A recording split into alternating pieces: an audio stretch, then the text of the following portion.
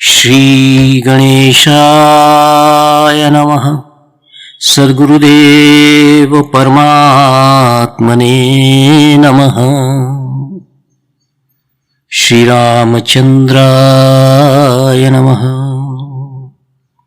भाद्रपद मास के शुक्ल पक्ष की चतुर्थी से चतुर्दशी तक यानी 10 दिनों तक श्री गणपति का विग्रह स्थापित करके उस पर ध्यान केंद्रित कर उपासना का विशेष उल्लेख प्राप्त होता है शास्त्रों में।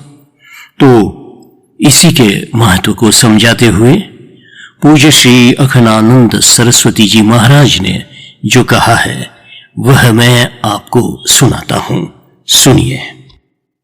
त्वं सच्चिदानंदा द्वितीयोऽसि, त्वं प्रत्यक्षं ब्रह्मासि, त्वं ज्ञानमयो विज्ञानमयोऽसि। विघ्नहर्ता भगवान श्री गणेश सांसारिक व आध्यात्मिक समस्याओं को दूर कर आत्मोत्थान का मार्ग प्रशस्त करते हैं। श्री गणेश चतुर्थी की हार्दिक शुभेच्छा। विघ्नहर्ता, मंगलकर्ता, बुद्धि और समृद्धि के आराध्य देव कृपा सिंधु भगवान श्री गणेश की कृपा हो हर घर में रिद्धि सिद्धि आए। भगवान श्री गणेश का आगमन सभी के लिए शुभ हो। विघ्नहर्ता सभी के जीवन में शांति, समृद्धि और प्रसन्नता लाए। भगवान श्री गणेश समस्त गणों यानी इंद्रियों के अधिपति है। महागणाधिपति आदिदेव भगवान श्री गणेश जल तत्व के प्रतीक है। रिद्धि सिद्धि के नायक विनायक कहीं बाहर नहीं, हमारे भीतर, हमारे अंतर्मन में ही विराजते हैं। हमारे मूलाधार चक्र पर ही उनका स्थायी निवास है। गणपति उपासना वास्तव में स्व जागरण की एक तकनीकी प्रक्रिया है। किसी भी कार्य का शुभारंभ यानी श्री गणपति की आराधना है। सनातन संस्कृति के अनुयायी बिना गणेश पूजन किए कोई भी शुभ व मांगलिक कार्य आरंभ नहीं करते। पूज्य आचार्य श्री ने कहा, निश्चित ही वे अति विशिष्ट ही होंगे जिन्होंने 33 करोड़ देवी देवताओं में प्रथम स्थान प्राप्त किया है। भगवान श्री गणेश विघ्नहर्ता है और समस्त सुखों को प्रदान करने वाले हैं। उनकी स्तुति साधकों की हर मनोकामना पूरी कर देता है। कालांतर में जब हमसे हमारा बोध खो गया, हम कर्मों के फल को विस्मृत करके भौतिकता में अंधे होकर उल्टे कर्मों के ऋण जाल में फंसकर छटपटाने लगे। हमारे पूर्व कर्मों के फलों ने जब हमारे जीवन को अभावग्रस्त कर दिया, तब हमारे ऋषि मुनियों ने इसका समाधान दिया और हमें गणपति के कर्मकांडीय पूजन से परिचित कराया।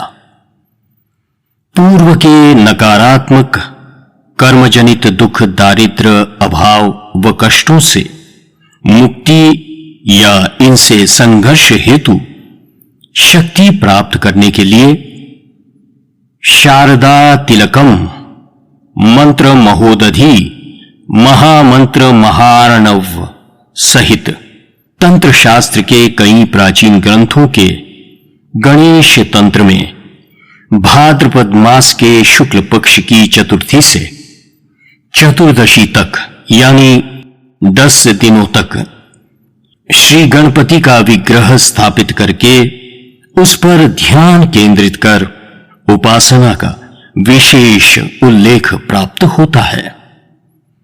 श्री गणपति की संकल्प पूर्वक साधना आराधना करने से भक्त को सभी चिंताओं से मुक्ति मिलती है एवं समस्त इच्छाएं पूर्ण होती है।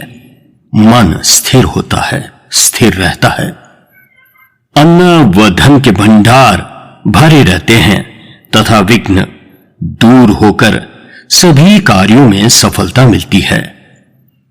पूज्य आचार्य श्री जी ने कहा कि, और वे कहा करते हैं कि जीवन में त्याग को महत्व देने से हम दुखों से दूर हो जाते हैं, तो कई बार त्याग लोगों के लिए वरदान बन जाता है और आत्मिक सुख प्रदान करता है।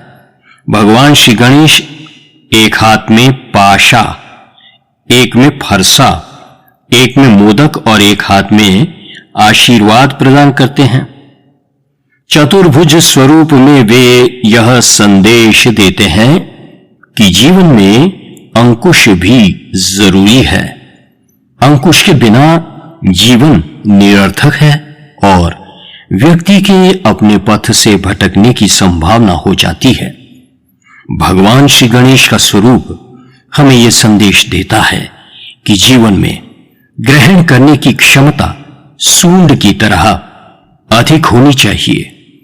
अच्छाइयों को ग्रहण करें और विकारों को दूर करें। बाहरी क्रियाकलाप से इतर अपनी समस्त इंद्रियों पर नियंत्रण करके ध्यान के माध्यम से अपने अंदर ईश्वरीय तत्व का परिचय प्राप्त करना और मोक्ष प्राप्ति की ओर अग्रसर होना ही वास्तविक गणेश पूजन है। भगवान शंकर और मां पार्वती जी के पुत्र श्री गणेश को गणपति, विनायक, लंबोदर, वक्रतुंड, महोदर, एकदंत तथा गजानंद आदि अनेक नामों से संबोधित किया जाता है। सभी देवताओं में सर्वप्रथम पूज्य श्री गणेश जी सभी सिद्धियों के प्रदाता और विघ्न विनाशक है। इसलिए हिंदू धर्म में प्रत्येक कार्य आरंभ करते समय व सफलता पाने के लिए श्री गणेश भगवान की पूजा की जाती है। गणेश चतुर्थी हिंदुओं का एक प्रमुख त्योहार है। यह त्योहार भारत के विभिन्न भागों में मनाया जाता है।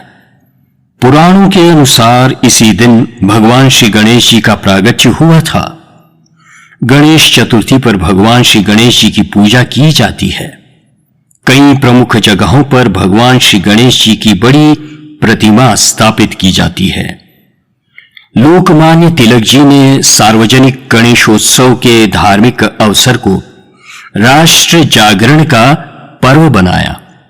लोकमान्य बाल गंगाधर तिलक जी ने हमें स्वराज हमारा जन्म सिद्ध अधिकार है ये प्रेरक मंत्र दिया। इसलिए गणेश उत्सव की बात जब होती है तो लोकमान्य तिलक की याद आना स्वाभाविक है। स्वराज हमारी प्राथमिकता हो, इस मंत्र को लेकर हम सार्वजनिक गणेश उत्सव से संदेश दे सकते हैं। गणेश उत्सव में हमें पर्यावरण की रक्षा का संकल्प लेने की आवश्यकता है। पर्वों पर मिट्टी के गणेश और दुर्गा की मूर्तियां प्रयोग करें। प्लास्टर ऑफ पेरिस की मूर्तियों से पर्यावरण के नुकसान होता है। सच पूछिए तो पर्यावरण की सुरक्षा से बढ़कर आज कोई पूजा नहीं है।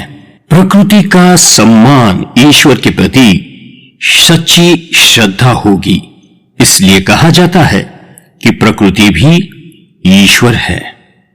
यदि आप सच्चे ईश्वर भक्त हैं तो भगवान की बनाई इस दुनिया की हवा, पानी, जंगल और जमीन को प्रदूषित होने से बचाएं। वर्तमान संदर्भों में इससे बढ़कर कोई पूजा नहीं है। अतः आवश्यकता है आज हमें स्वयं को सुधारने की, साथ ही अपनी आदतों में पर्यावरण के प्रति बदलाव लाने की। स्मरण रहे, हम प्रकृति से हैं। प्रकृति हमसे नहीं। जय सिया राम, जय श्री गणेश भगवान की जय हो।